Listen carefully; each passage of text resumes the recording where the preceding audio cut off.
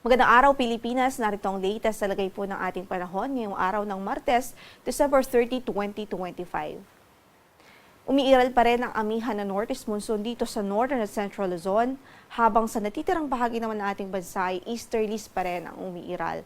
Pero itong mga weather system na ito ay hindi po nagdudulot ngayon ng malawakan o widespread na pag-ulan sa malaking bahagi ng ating bansa.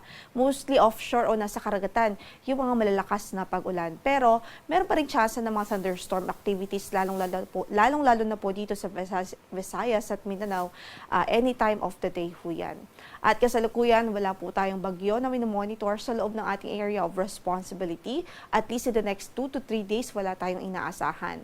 Gayunpaman, patuloy na magantabay sa magiging update ng Pag-asa sakali pong magkaroon ng mga pagbabago o significant changes sa ating forecast.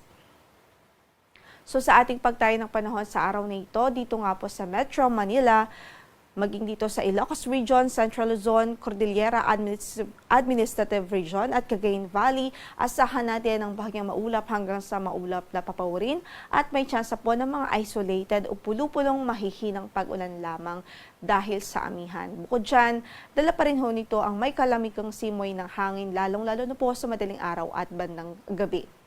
Sa Metro Manila, 24 to 31 degrees Celsius ang inaasahang magiging agwat ng temperatura. Sa Tagaytay, malamig din ho, 21 to 29 degrees Celsius. Sa Baguio, 14 to 25 degrees Celsius. Sa Lawag ay 21 to 30 degrees Celsius.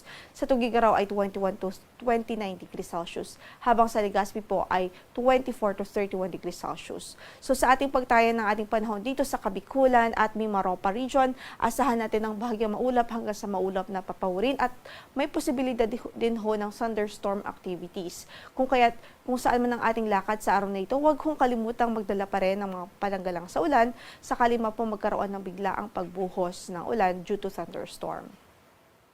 Samantala sa Visayas at Mindanao, asahan din natin ang bahagyang maulap hanggang sa maulap na papawirin at tsansa lamang din ho ng mga isolated o pulupulong mga thunderstorms o pagkidlat pagkulog anytime of the day. Sa pagtayo ng ating temperatura po doon, sa Tacloban, 25 to 30 degrees Celsius. Sa Iloilo ay 24 to 31 degrees Celsius. Sa Cebu ay 26 to 30 degrees Celsius. 24 to 29 sa Cagayan de Oro. 25 to 32 sa Davao. Sa Zamboanga naman ay 24 to 33 degrees Celsius.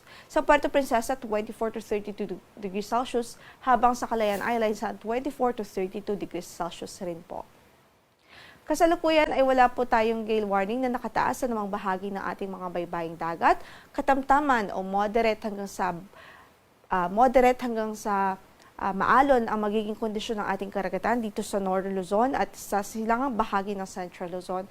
Kaya't ingat pa rin ang ating aviso sa ating mga kababayan doon, especially po yung mga gumagamit ng maliliit na sasakyang pandagat. Ang sunrise po natin for today is 6:20 in the morning at mamaya lamang po ay lulubog ang araw sa ganap na 5:37 ng hapon.